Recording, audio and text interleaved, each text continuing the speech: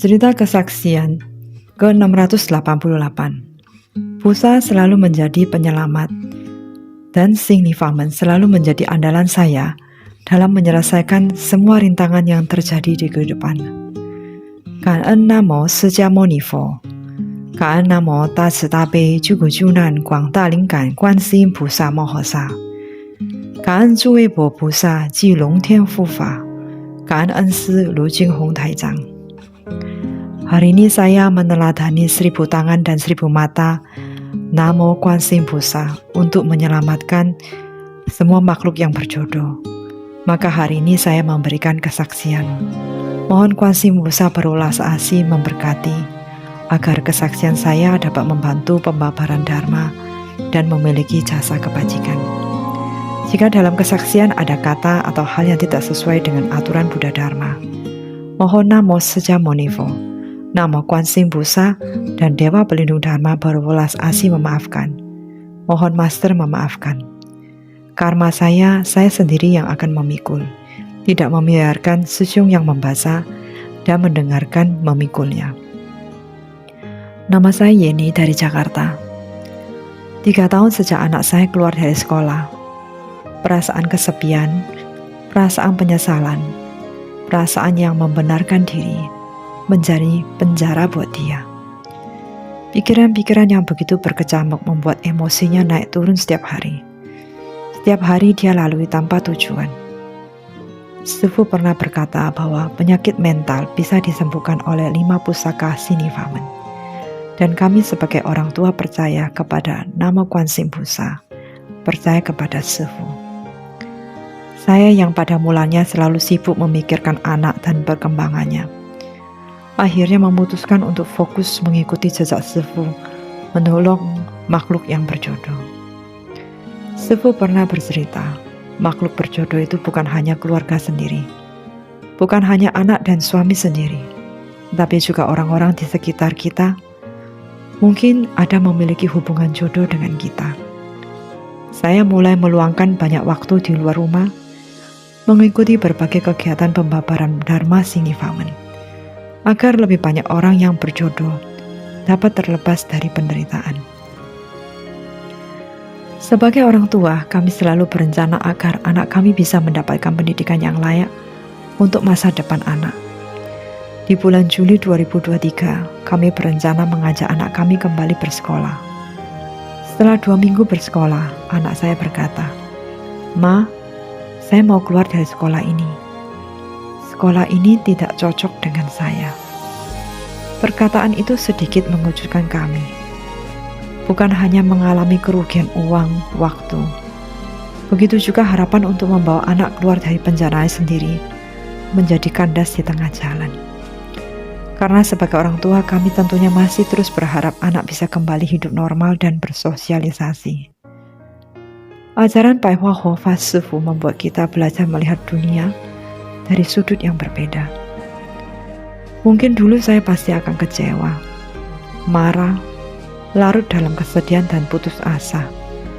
Setelah belajar Buddha Dharma, sekarang saya selalu berusaha mengerti kesulitan anak, berusaha menempatkan diri saya di posisinya.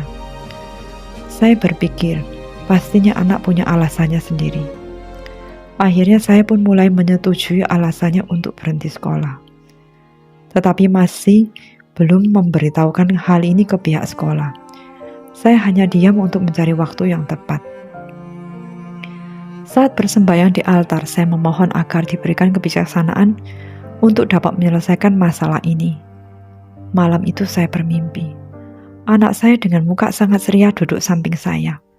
Kami berdua sedang mengurus administrasi untuk keluar dari sekolah itu. Tapi pihak administrasi tidak bisa menyetujuinya, dikarenakan ada dokumen yang kurang atau belum lengkap. Saya terus mencari dalam tas, tapi dokumen yang diminta itu tidak ada. Saya ceritakan mimpi ini ke anak dan suami. Di hari Jumat saya ada janji urusan pekerjaan dengan orang di bagian gambar untuk bertemu di jam 9 pagi.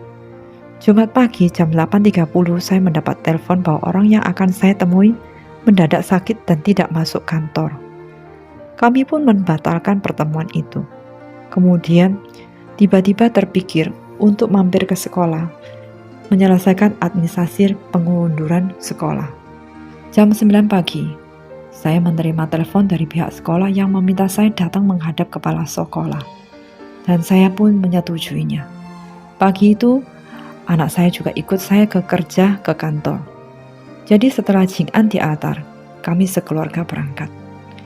Sesampainya di sekolah, anak saya menolak turun dari mobil dan hanya menunggu di mobil. Setelah perbincangan dengan pihak sekolah, akhirnya mereka menawarkan fleksibilitas jam sekolah untuk anak saya. Sekolah memulai melalui aplikasi Zoom dengan syarat adanya tatap muka dengan anak dan mendapatkan konfirmasi bahwa anaknya mau bersekolah. Yang mana sebelumnya mereka ingin mengembalikan uang saya karena mereka merasa anak saya tidak sanggup untuk sekolah. Saya sangat senang karena fleksibilitas yang ditawarkan, di mana tetap ada peluang anak saya untuk bersekolah. Namun di saat yang sama, hati saya sangat gundah. Bagaimana reaksi anak saya nantinya? Apakah dia akan marah dan menolaknya? Karena waktu anak saya sangat keras. Karenanya itu saya merasa sangat gundah. Sebelum masuk ke dalam mobil, saya duduk di depan kafetaria. Saya melafalkan parita Xingjing dan parita Jie-Jie-Zhou untuk anak. Memohon kebijaksanaan untuk saya sendiri dan anak saya. Sesampai di dalam mobil, anak saya menolak untuk turun dan bertemu dengan kepala sekolah. Dia berteriak menangis. Saya tidak bereaksi apapun. Saya berbicara dengan tenang dan dengan lembut. Suami menyuruh saya berhenti untuk meminta anak turun dari mobil. Dan saya meminta suami untuk tidak ikut terlibat dalam percakapan ibu dan anak ini. Saya hanya duduk diam dan menunggu di mobil. Yang terjadi adalah anak saya menangis, diam, dan menangis lagi. Kemudian diam lagi. Lalu akhirnya dia memutuskan turun dari mobil dan berjumpa dengan kepala sekolah. Yang bahkan saya dan suami tidak menyangka. Proses ini tidak memakan waktu yang lama.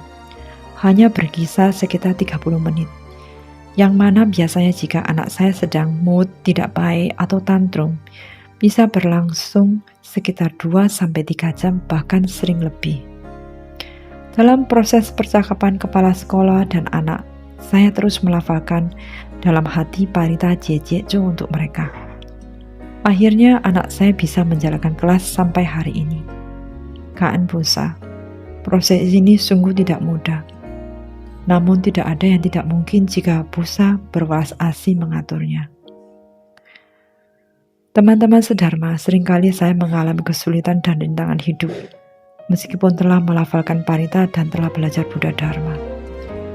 Namun saya memahami bahwa semua itu adalah buah sebab akibat yang harus diterima oleh saya.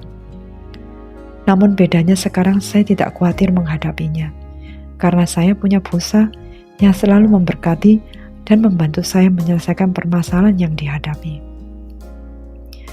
Untuk itu kita perlu terus tekun, terus berkarya, membantu orang-orang yang berjodoh, mengikuti Sifu dan Kuan Yin Busa. Ketika kita merasa lelah, kecewa, dan marah, ingatkan diri kita, bertanyalah kepada hati nurani kita, dan dengarkanlah suaranya. Busa tidak pernah meninggalkan kita, tetapi kekotoran batin kita yang membuat kita tidak bisa melihat welas asih dari Kuan Yin Busa. Semoga sharing saya ini bisa membantu teman sedharma untuk bersama merapatkan barisan, mengikuti Sifu, dan menolong umat yang berjodoh. Sesyongmen melalui Sinifamen. Mari kita maju bersama. Jayo Sesyongmen. Demikian sharing saya. Kaan namo Suja Monifo. Kaan namo Kuan Yin Busa. Kaan para dewa pelindung dharma. Kaan master, Kaan Sesyongmen.